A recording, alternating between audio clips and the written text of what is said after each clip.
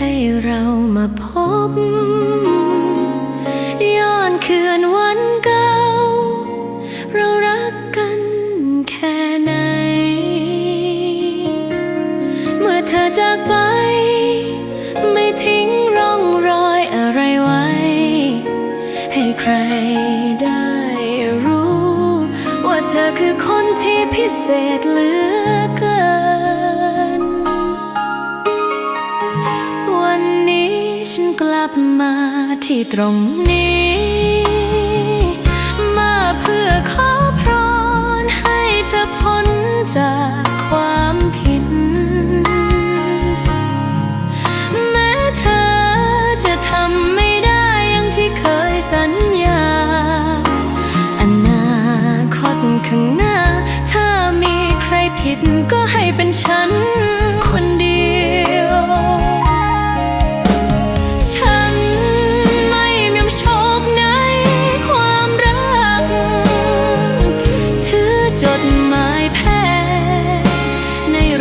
มาให้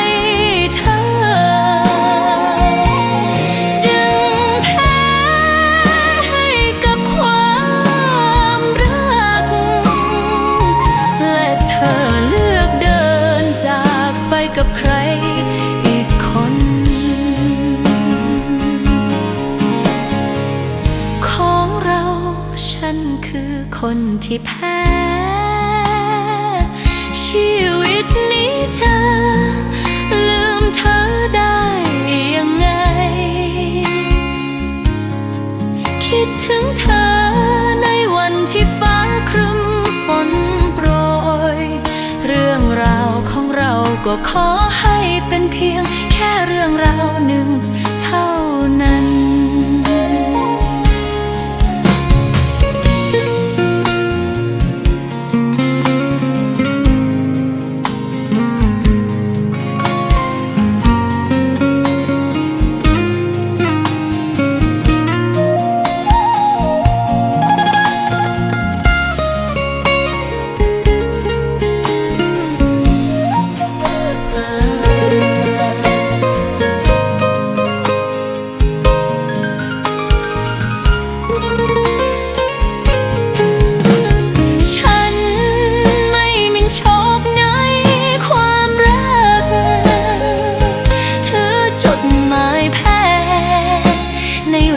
มาให้